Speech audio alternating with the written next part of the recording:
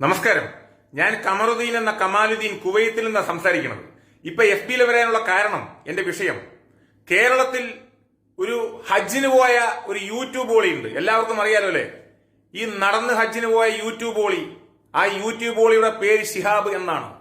കേരളത്തിന്റെ മതേതരത്വത്തിന്റെ ഈറ്റിലം എന്ന് പറയപ്പെടുന്ന, അതും ഒരേ സ്വരത്തിൽ പറയപ്പെടുന്ന മലപ്പുറത്തിന്റെ ചോറ്റൂരിന്റെ മണ്ണിൽ നിന്ന് ഈ പറയുന്ന മക്കയിലേക്ക് കാൽനടയായി ഒരു യുവാവ് ഹജ്ജിന് പോകുന്നു എന്ന വാർത്ത ഓൾ ഇന്ത്യ തലത്തിൽ അത് പ്രചരിപ്പിച്ചപ്പോ എല്ലാവരും ആകാംക്ഷയോടെ അത് കണ്ടുനിന്നു. ഒരു യുവാവ്, അതും മലപ്പുറത്തിന്റെ മണ്ണിൽ നിന്ന് മക്കയിലേക്ക് കാൽനടയിലൂടെ യാത്ര ചെയ്തിട്ട് ഹജ്ജ് ചെയ്യുന്ന ഒരു യുവാവ്, അത് വല്ലാത്തൊരു അത്ഭുതം തന്നെയാണ്. നമ്മുടെ കുട്ടിക്കാലത്തൊക്കെ ഇതേപോലെ ഒരുപാട് പറയുന്നത് കേട്ടിട്ടുണ്ട്. പണ്ടുകാലത്ത് ഹജ്ജിന് നടന്നുപോയ ആളുകൾ ഉണ്ടായിരുന്നു, ഇന്ന ആളുകളൊക്കെ ആയിരുന്നു, ഇത്ര വർഷങ്ങൾക്ക് മുന്നേ പോയിട്ടുണ്ടായിരുന്നു എന്നൊക്കെ കേട്ടിട്ടുണ്ട്. എന്നല്ലാതെ നേരിട്ട കണ്ട ഒരു അനുഭവം ഒരിക്കലുമില്ല. അതുകൊണ്ട് തീർച്ചയായിട്ടും ശിഹാബ് ചോറ്റൂർ ഇന്നത്തെ ഇത്രത്തോളം ടെക്നോളജി ഉള്ള കാലത്ത് പോലും നടന്നു പോവാൻ ഉദ്ദേശിച്ച ശിഹാബ് ചോറ്റൂരിനെ സപ്പോർട്ടായിട്ട് ജനാധിപത്യ ഇന്ത്യയിലെ മതേതര വിശ്വാസികൾ എല്ലാവരും ഒന്നടങ്കം ശിഹാബിന് സപ്പോർട്ട് ചെയ്തു. ശിഹാബ് ചോറ്റൂരിന്റെ മണ്ണിൽ നിന്ന് നടന്നു നീങ്ങി 2-3 സംസ്ഥാനങ്ങൾ 4 സംസ്ഥാനങ്ങൾ കഴിഞ്ഞപ്പോ ശിഹാബിന്റെ യഥാർത്ഥ സ്വരൂപം എന്താണെന്ന് എന്നെപ്പോലെയുള്ള ആളുകൾക്ക് മനസ്സിലായിട്ടുണ്ട്. ഞാനടക്കം ശിഹാബിന് സപ്പോർട്ട് ചെയ്തുകൊണ്ട് സോഷ്യൽ മീഡിയയിലൂടെ പോസ്റ്റുകൾ ഇട്ടു. പക്ഷേ അവന്റെ ഉദ്ദേശം യൂട്യൂബ് വരുമാനമായിരുന്നു, ഫേസ്ബുക്ക് വരുമാനമായിരുന്നു, ഇൻസ്റ്റാഗ്രാം വരുമാനമായിരുന്നു. അത് സ്റ്റാർട്ടിങ്ങിൽ ഒരു മലയാളികളും അറിഞ്ഞില്ല, ഒരു പണ്ഡിതന്മാരും അറിഞ്ഞില്ല, ഒരു രാഷ്ട്രീയക്കാരും അറിഞ്ഞില്ല, ഒരു മതസംഘടനകളും അറിഞ്ഞില്ല, ഒരു മത നേതാക്കളും ഒരിക്കലും അറിഞ്ഞില്ല, ഒരു ഗവൺമെന്റും അറിഞ്ഞില്ല. അവൻ 1-ാം നമ്പർ ക്രിമിനൽ ആയിരുന്നു, അതും ആർക്കും അറിഞ്ഞില്ല.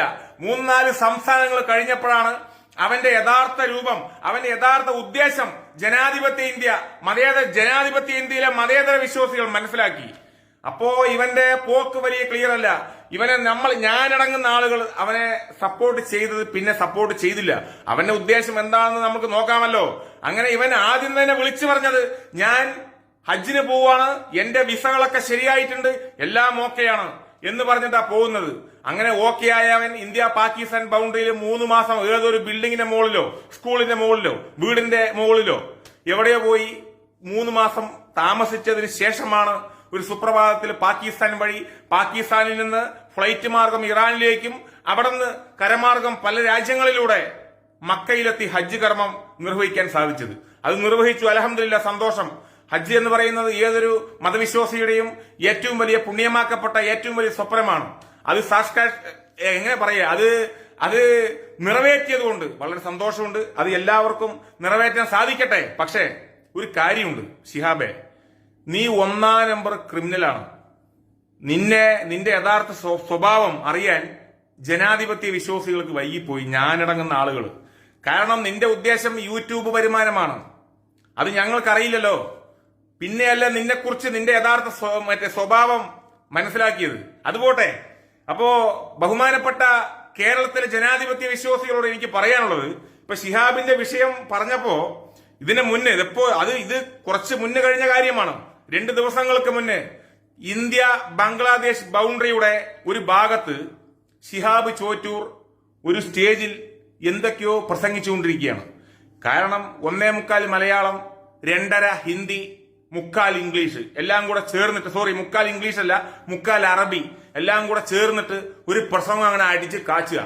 ആ കാച്ചുന്ന സമയത്ത് ശിഹാബിന്റെ ഒരു ഫാന് എന്ന് പറയുമ്പോ ആസനം താങ്ങി എന്നൊക്കെ പറയാം. കാരണം ഇവൻ ദൈവമൊന്നുമല്ലല്ലോ. ഇവൻ ആരാ? ഇവൻ പടച്ചിറപ്പാണ്. ഇവൻ മനുഷ്യൻ, ഒരു സാധാരണക്കാരൻ, ഒരു പണ്ഡിതനല്ലാത്തവൻ, ഒരു ഖുർആൻ മനപ്പാടമാക്കാത്തവൻ, ഏതെങ്കിലും ഒരു എന്താ പറയാ, ഒരു ഇപ്പൊ AP-യിലോ അല്ലെങ്കിൽ EK-യിലോ ഏതെങ്കിലും സമസ്തകളിലൂടെ പഠിച്ചിറങ്ങിയ ഒരു വ്യക്തിയൊന്നുമല്ലല്ലോ. ഇവനൊന്നുമല്ല സാധാരണക്കാരൻ. ഇവൻ നടന്നുപോയി ഹജ്ജിന് പോയി എന്നല്ലാതെ ഇവനിക്ക് വേറെന്താ ഉള്ളത്? എന്ത് അനുഗ്രഹമാ ഉള്ളത്? ഒരു അനുഗ്രഹവുമില്ല. ഇവൻ മതം വിറ്റ് ജീവിക്കുന്നവനാണല്ലോ. അപ്പൊ ഇവനെ കുറിച്ച് അറിയാത്തൊരു പാവം, ഇവന്റെ ഫാൻ, ഇവന്റെ ആസനം താങ്ങി ഇവൻ പ്രസംഗിക്കുന്ന പാട്ട് പാടുന്ന, ഇനി ഭരണിപ്പാട്ടാണെന്ന് എനിക്കറിയില്ല, ആ പാട്ട് പാടുന്ന സ്റ്റേജിൽ കയറിയിട്ട് സെൽഫി എടുക്കാൻ നോക്കിയപ്പോ ആ മൊബൈല് തട്ടിപ്പിടിച്ചുകൊണ്ട് വലിച്ചെറിയുന്ന ഒരു സീനാണ് നമ്മൾ കണ്ടത്. വല്ലാത്ത സങ്കടം തോന്നി. ഇവൻ ആരാണ്? എന്റെ ചോദ്യം അതാണ്. ഇവൻ ആരാ? ഇവൻ ഉത്തരേന്ത്യൻ സംസ്ഥാനങ്ങളിൽ വളർന്നു വലിയ മറ്റവനായിരിക്കാം. എടാ ശിഹാബെ, നീ ആണാണെങ്കിൽ ഇതുപോലെ ഒരു പരിപാടി കേരളത്തിൽ, അതും മതേതരത്വത്തിന്റെ ഈറ്റില്ലം എന്ന് പറയപ്പെടുന്ന മലപ്പുറം ജില്ലയിൽ, കാരണം ഒരുപാട് മതപഠനം, ഒരുപാട് മതവിദ്യാഭ്യാസം കൂടുതലുള്ള ജില്ലയാണ് കേരളത്തിലെ മലപ്പുറം ജില്ല എന്ന് കേട്ടുകേൾവിയുണ്ട് എന്നാണ് എന്റെ വിശ്വാസം. കേട്ടുകേൾവിയും അങ്ങനെ തന്നെയാണ്. ആ മലപ്പുറം ജില്ലയിൽ നീ ഇതേപോലെ സ്റ്റേജ് പരിപാടി ഒരു പരിപാടി നടത്തി നോക്കണം. ഒന്ന് വെക്കി നോക്കട്ടെ. നീ വെക്കിയോ? നീ ആര്? നീ ഒന്നുമല്ല. നീ വെറും മതം വിറ്റ് ജീവിക്കുന്നവനാണ്. ഇസ്ലാമിന്റെ പേരിൽ മതം വിറ്റ് ജീവിക്കുക. സോഷ്യൽ മീഡിയ പ്ലാറ്റ്ഫോമിലൂടെ യൂട്യൂബ് വരുമാനത്തിന് വേണ്ടി മതത്തെ കരുവാക്കിക്കൊണ്ട് മതം വിറ്റുകൊണ്ട് ജീവിക്കുന്ന ഒരു വ്യക്തിയാണ് നീ. നിനക്കൊന്നും ഒരിക്കലും മാപ്പില്ല. പിന്നെ നീ ഇന്നപ്പോ പുതിയൊരു വീഡിയോ കൊണ്ട് വന്നിട്ടുണ്ട്. എന്താ നീ പറഞ്ഞത്? എന്നെ ആര് എന്ത് പറഞ്ഞാലും അത് പടച്ചോന്റെ കോടതിയിൽ അങ്ങനെയാണ് ഇങ്ങനെയാണെന്ന്. പടച്ചോന്റെ കോടതിയോ? നിനക്ക് മാത്രമേ ഉള്ളൂ പടച്ചോന്റെ കോടതി. പടച്ചവന്റെ കോടതിയിൽ നിനക്കെതിരെ ഞാൻ പരാതി കൊടുക്കും.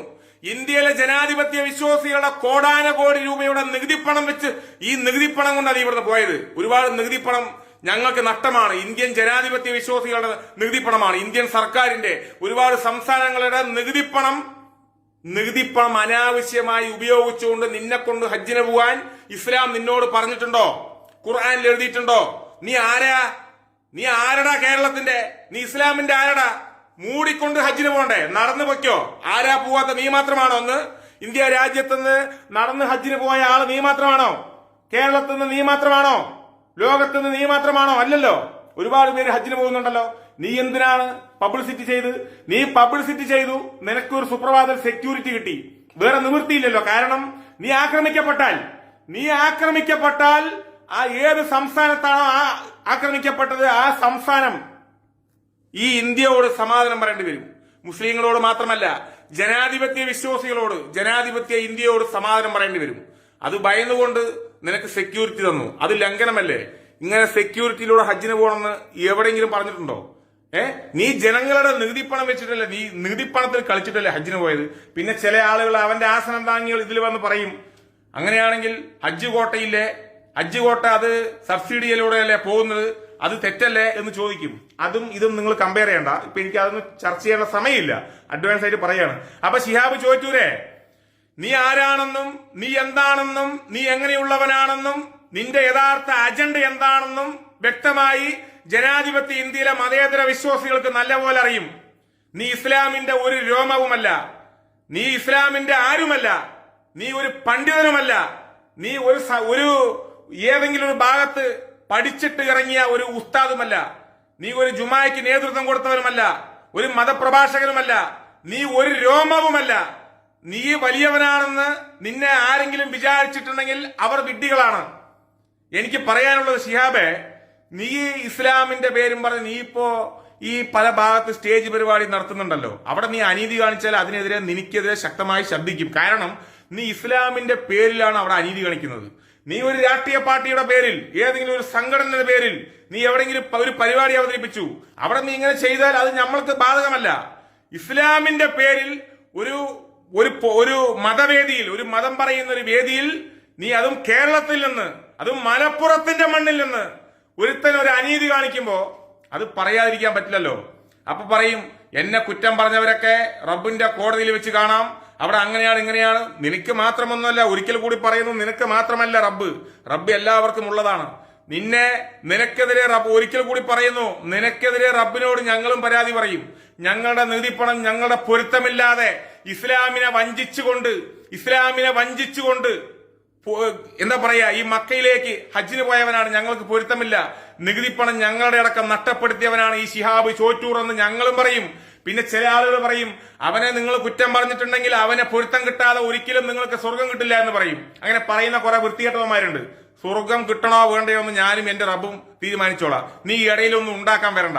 സ്വർഗം തരുന്നത് അത് കളിപ്പിക്കുന്ന റബ്ബാ, നീയല്ല. ഒരാൾ ഒരു അനീതി കാണിച്ചു കഴിഞ്ഞാൽ, ഒരു തെറ്റ് കാണിച്ചാൽ അതിനെതിരെ ശക്തമായി പ്രതികരിക്കും. ഇത്രയും കാലം ഇവനെതിരെ പ്രതികരിക്കാതെ മൗനമായി മാറി നിൽക്കാനുള്ള കാരണം ഇവന്റെ പോക്ക് എങ്ങോട്ടാണ്, ഇവന് എത്രത്തോളം പോകും എന്ന് അറിയാൻ വേണ്ടിയിട്ടാണ്. പിന്നെ ശിഹാബെ, നീ പറഞ്ഞു ഞാൻ സംഘിയല്ല, ഞാൻ നരേന്ദ്രമോദിക്ക് വേണ്ടി പോസ്റ്റ് ഇട്ടത് കൊണ്ടാണ് എന്നെ ഇങ്ങനെയൊക്കെ ആളുകൾ അപമാനിച്ചത് എന്ന് നീ പറഞ്ഞു. ഇന്നലെയുള്ള ഒരു വീഡിയോസിൽ നീ പറഞ്ഞതായിട്ട് ഞാൻ കണ്ടു. പക്ഷെ നീ സംഘിയാണെങ്കിൽ എന്താ ഇസ്ലാമിൽപ്പെട്ടവർക്ക് സംഘിയാവാൻ പാടില്ല എന്നുണ്ടോ? അബ്ദുള്ള കുട്ടി സംഘിയല്ലേ? ആവട്ടെ, നരേന്ദ്രമോദിക്ക് വേണ്ടി പോസ്റ്റ് ഇട്ട് എന്താ കുഴപ്പം? നീ പോസ്റ്റ് ഇട്ടോ, നീ ആർക്കോ വേണ്ടി പോസ്റ്റ് ഇട്ടോ, അതിന് കൂടെ വിഷയമുള്ള കേസൊന്നുമല്ല. നീ ആരാണെന്നും നിന്റെ യഥാർത്ഥ അജണ്ട എന്താണെന്നും നിന്റെ യഥാർത്ഥ ഉദ്ദേശം എന്താണെന്നും നീ എങ്ങനെയുള്ളവനാണെന്നും വ്യക്തമായിട്ട് ഞങ്ങൾ ഇപ്പൊ പഠിച്ചു വെച്ചു. ഇനി ഒരിക്കലും ഒരു വ്യക്തിയും കേരളത്തിൽ നിന്ന് ഹജ്ജിന് പോയാലും ആരും ഒരു സപ്പോർട്ട് ചെയ്യില്ല. നീ വേണമെങ്കിൽ പോയിക്കോ, അല്ലെങ്കിൽ പോണ്ട, നീ എങ്ങനെയാ പോ, നമുക്കെന്താ എന്ന് ചിന്തിക്കാനുള്ള ഒരു സാഹചര്യം നീയായിട്ട് ഞങ്ങൾക്ക് ഉണ്ടാക്കി തന്നു. വളരെ സന്തോഷമുണ്ട്.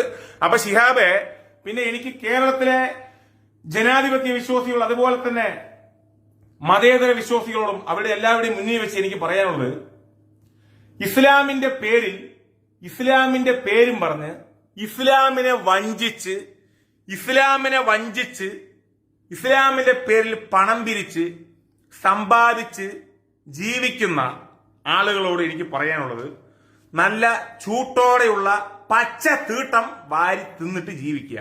ദയവ് ചെയ്ത് നിങ്ങൾ ഇസ്ലാമിനെ അപമാനിച്ചുകൊണ്ട് ഇസ്ലാമിന്റെ പേരും പറഞ്ഞ് നിങ്ങൾ ഇസ്ലാമിനെ വഞ്ചിച്ച് ഇസ്ലാം സമൂഹത്തെയും വഞ്ചിച്ച് നിങ്ങൾ ജീവിക്കണ്ട. ഒരിക്കൽ കൂടി പറയുന്നു, നല്ല ആവിയുള്ള പച്ച തീട്ടം കിട്ടും, അത് വാങ്ങിയിട്ട് തിന്നുക. അത് ഇല്ല എന്ന് പറഞ്ഞാൽ അവിടെ എത്തിക്കാനുള്ള ആളുകളൊക്കെ ഉണ്ട്. എന്നിട്ട് ജീവിക്കുക. ദയവ് ചെയ്ത് ഇസ്ലാമിന്റെ മാനം കളയരുത്. ഇസ്ലാം ഒരു സുപ്രഭാതത്തില് ഇവൻ ഇങ്ങനെ കാട്ടിക്കൂട്ടുന്നവൻ ഇസ്ലാമിൽ ഒരിക്കലും പറഞ്ഞിട്ടില്ല. സ്റ്റേജ് പരിപാടിയിൽ ഹജ്ജിന് പോയിട്ട് വന്നവൻ ഇങ്ങനെയൊക്കെ കാട്ടിക്കൂട്ടണം എന്ന് ഇസ്ലാമിൽ പറഞ്ഞിട്ടുണ്ടോ? ഇസ്ലാമിനെ അപമാനിച്ചുകൊണ്ടിരിക്കലേ ഇവൻ ആരാണ്? ഇസ്ലാമിനെതിരെ ഒരുപാട് അനീതികൾ ഇന്ന് ഇന്ത്യ രാജ്യത്ത് നടന്നുകൊണ്ടിരിക്കുന്നുണ്ട്. രാജ്യത്തെ ജനാധിപത്യ വിശ്വാസികളുടെ മേൽ കുതിര കയറുന്ന സംവിധാനത്തിലൂടെ ഇന്ന് ഇന്ത്യയിലെ പല ഭാഗത്തിൽ നിന്നും പോയിക്കൊണ്ടിരിക്കുന്നുണ്ട്. ഇന്ത്യയിൽ ഒരുപാട് അനീതികൾ നടക്കുന്നുണ്ട്, ഇല്ലേ? അതിനെതിരെ ഇവൻ എന്തെങ്കിലും വിളിച്ചു പറഞ്ഞിട്ടുണ്ട്? ഈ പറയുന്ന ശിഹാബ് എന്ന് പറയുന്ന വൃത്തികെട്ടവൻ വിളിച്ചു പറഞ്ഞു? ഒരിക്കലും വിളിച്ചു പറഞ്ഞിട്ടില്ല. ഇവന്റെ അജണ്ട വരുമാനമാണ്. ശിഹാബെ, നീ എത്ര കോടി ഉണ്ടാക്കിയാലും നീ എത്ര വലിയ സമ്പത്ത് ഉള്ളവനാണെങ്കിലും എത്ര വലിയ ആസ്തി ഉള്ളവനാണെങ്കിലും അവസാനം നീ ഉണ്ടാക്കിയതിലെ ഒരു 5 പൈസ പോലും നിനക്ക് ഉപയോഗിക്കാൻ പറ്റില്ല. ആരുടെ മണ്ണ് മാത്രമായിരിക്കും സ്വന്തം. നിനക്ക് എത്ര കോടി ഉണ്ടാക്കിയിട്ടും കാര്യമില്ല. ജീവിക്കുമ്പോ അന്തസ്സോടെ നട്ടല് നിവർത്തി തല ഉയർത്തി നെഞ്ചും വിരിച്ചുകൊണ്ട് സത്യത്തിന് വേണ്ടി അനീതിക്കെതിരെ ശക്തമായി ശബ്ദിച്ചുകൊണ്ട് വിളിച്ചു പറഞ്ഞുകൊണ്ട് പോരാടിക്കൊണ്ട് ഒരു ദിവസം ജീവിക്കുകയാണെങ്കിൽ ആ ഒരു ദിവസം ഈ ഞാൻ പറഞ്ഞ പോലെ ജീവിക്കണം. അതല്ലാതെ കാട്ടിയും കൂട്ടിയും കൊടുത്ത് ഇസ്ലാമിനെ കൂട്ടിക്കൊടുത്ത് ഇസ്ലാമിനെ വഞ്ചിച്ച് നീ എന്തുണ്ടാക്കിയാലും നിന്റെ നാശം, നിന്റെ ആസനം താങ്ങികളുടെ സർവനാശം ഒരു സംശയം വേണ്ട. ഇനി നീ എന്തെങ്കിലും പറഞ്ഞുകൊണ്ട് നീ രംഗത്ത് വാ, നിനക്കുള്ള പണി തരാം. കുറെ ആയി സോഷ്യൽ മീഡിയയിലൂടെ നമ്മൾ ഒരിക്കലും പ്രതികരിക്കുന്നില്ല. കാരണം എന്തോ ആവട്ടെ, എന്തോ പോട്ടെ എന്ന് പറഞ്ഞ് മാറി നിൽക്കുകയാണ്. ഇനി ഇങ്ങനെയുള്ള അനീതികൾ കാണുമ്പോൾ ഒരിക്കലും പ്രതികരിക്കാതിരിക്കാൻ പറ്റില്ല.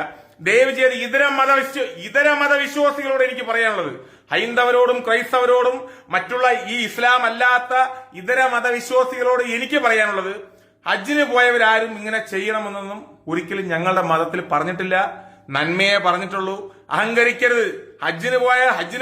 എന്നോട് ഹജ്ജിന് പോകാൻ പറഞ്ഞ എന്റെ കഫീൽ സൗദി അറേബ്യയിലുള്ളപ്പോ എന്റെ കഫീൽ നീ നമുക്ക് ഒരുമിച്ച് ഹജ്ജിന് പോവല്ലേ എന്ന് ചോദിച്ചു. അപ്പൊ ഞാൻ പറഞ്ഞു, അനാ മാഫിറോ ഹജ്ജ് എന്ന് പറഞ്ഞു. എനിക്ക് പോകാൻ പറ്റില്ല, ഞാൻ വരില്ല, എന്നെ പറഞ്ഞയക്കണം, ഞാൻ പോവില്ല. എന്താ കാരണം ചോദിച്ചു. എന്റെ വയസ്സ് ചെറുവയസ്സാണ്, ഞാൻ ഡെയിലി ഭരണിപ്പാട്ട് പാടുന്നവനാ. സത്യം. കാരണം നമ്മുടെ നാട്ടിൽ അനീതികൾക്കെതിരെ നമ്മൾ ശക്തമായി പ്രതികരിക്കാറുണ്ട്, തെറി പറയാറുണ്ട്, ഇല്ലേ? ഹജ്ജ് ചെയ്താൽ അങ്ങനെയൊന്നും പറ്റില്ല. ജനിച്ച് ഒരു അമ്മന്റെ ഗർഭപാത്രത്തിൽ നിന്ന് വെളിയിൽ വന്ന ഒരു കുട്ടി എങ്ങനെയാണോ അങ്ങനെയാണ് ഹജ്ജ് ചെയ്താൽ. അതുപോലെ ജീവിക്കാൻ എന്നെ കൊണ്ട് കഴിയില്ല. ഇപ്പൊ എനിക്ക് അതിനുള്ള സമയമില്ല. ഹജ്ജ് ചെയ്യും ഇൻഷാ അല്ലാഹ്. അള്ളാഹു അനുഗ്രഹിക്കുകയാണെങ്കിൽ മരിക്കുന്നതിന് മുന്നേ ഹജ്ജ് ചെയ്യും. ഇപ്പൊ എന്നെ കൊണ്ട് പറ്റില്ല എന്ന് പറഞ്ഞ് ഞാൻ അവസാനിപ്പിച്ചതാണ്. ഹജ്ജിനൊക്കെ ഓരോ പവിത്രതയുണ്ട്. ഹജ്ജ് ചെയ്തു കഴിഞ്ഞിട്ട് ഹജ്ജിന്റെ പേരിൽ മതം വിറ്റ് ജീവിക്കാനൊന്നും ഒരു ഇസ്ലാമിലും പറഞ്ഞിട്ടില്ല. നീയും മതം വിറ്റ് ജീവിക്കുന്നവനാണ്. നീയും മതം വിറ്റ് ജീവിക്കുന്ന ശിഹാബ് ചോദിച്ചൂരെ അള്ളാഹുവിന്റെ കോടതിയിൽ. കാരണം നിന്റെ മനസ്സ് അള്ളാഹുവിനറിയുമല്ലോ, നല്ല പോലെ അറിയില്ലേ? ഞങ്ങൾക്കറിയില്ല, പോട്ടെ, അള്ളാഹുവിനറിയും. പക്ഷെ ഞങ്ങൾക്കിപ്പോ നിന്റെ പല പെരുമാറ്റങ്ങളിലൂടെ ഞങ്ങൾ മനസ്സിലാക്കി നീ മതം വിറ്റ് ജീവിക്കുന്നവനാണ്. നീ മതം വിറ്റ് ജീവിക്കുന്ന നിന്റെ മരണശേഷം പരലോകത്ത് വെച്ച് റബ്ബ് ചോദിക്കുന്ന ചോദ്യത്തിന് നിനക്ക് ഉത്തരമുണ്ടാവില്ല. അതിനൊരു സംശയം വേണ്ട. പിന്നെ ആ പാട്ടുകാരി ഇരുന്ന പോലെ നീ ഇരിക്കുന്ന കാലം ഒരു ഹിന്ദി പാട്ടുകാരി ഒരിക്കൽ കൂടെ ഓർമ്മപ്പെടുത്തുന്നു. റെയിൽവേ പ്ലാറ്റ്ഫോമിലൂടെ പാട്ടുപാടി ലോകശ്രദ്ധ ഇന്ത്യയുടെ എല്ലാ ജനാധിപത്യ മതേതര വിശ്വാസികളുടെയും ശ്രദ്ധ പിടിച്ചു പറ്റിയ പാട്ടുകാരി അന്ന് എങ്ങനെ ശ്രദ്ധ പിടിച്ചു പറ്റിയോ അത് അഹങ്കരിച്ചതുകൊണ്ട് അത് ഒന്നുമില്ലാതെ അതിന് ആരടി മണ്ണിൽ ജനാധിപത്യ വിശ്വാസികൾ ചവിട്ടി താഴ്ത്തിയിട്ടുണ്ടെങ്കിൽ നിന്നെ ചവിട്ടി താഴ്ത്തുന്ന ഒരു കാലം അത് വിദൂരമല്ല എന്ന് പറഞ്ഞുകൊണ്ട് നീയും നിന്റെ ആസനം താങ്ങികളും എല്ലാവരും നിന്റെ ആസനം താങ്ങിക്കൊണ്ട് നീ എന്തൊക്കെ ചെയ്യുന്നുണ്ടോ അതിനെയൊക്കെ അംഗീകരിച്ചുകൊണ്ട് ഇസ്ലാമിനെ വിറ്റ് ജീവിക്കുന്ന നിന്റെ ആസനം താങ്ങികൾക്ക് എല്ലാവർക്കും നാശം നാശം സർവനാശം എന്ന് പറഞ്ഞുകൊണ്ട് ഞാൻ നിർത്തുന്നു. പിന്നെ അഡ്വാൻസ് ആയിട്ട് പറയാണ്, ദയവ് ചെയ്ത് എന്റെ പേരിൽ ആരും എനിക്ക് പേഴ്സണലായിട്ട് വന്ന് ഉപദേശം തരണ്ട. ഈ വിഷയത്തിൽ ഉപദേശം തന്നാൽ അത് തിരിച്ച് ഞാൻ തരുന്ന മറുപടി എങ്ങനെയായിരിക്കുമെന്ന് എനിക്ക് പറയാൻ പറ്റില്ല. അത് പ്രത്യേകിച്ച് പറഞ്ഞുകൊണ്ട് ഞാൻ നിർത്തുന്നു. എല്ലാവർക്കും നന്ദി, നമസ്കാരം. നല്ലത് വരട്ടെ. മതേതരത്വം എല്ലാവരും കാത്തു സൂക്ഷിക്കട്ടെ. ജനാധിപത്യം പൂത്തുലയട്ടെ. ഇതേപോലെ കോമരങ്ങൾ, ഇതേപോലെ മതം വിറ്റ് തിന്ന് ജീവിക്കുന്നവർക്ക് സർവനാശം സംഭവിക്കട്ടെ എന്ന് പറഞ്ഞുകൊണ്ട് ഞാൻ നിർത്തുന്നു. നന്ദി, നമസ്കാരം. അസ്സലാമു അലൈക്കും വറഹ്മത്തുള്ളാഹി തആല വബറകാതുഹു.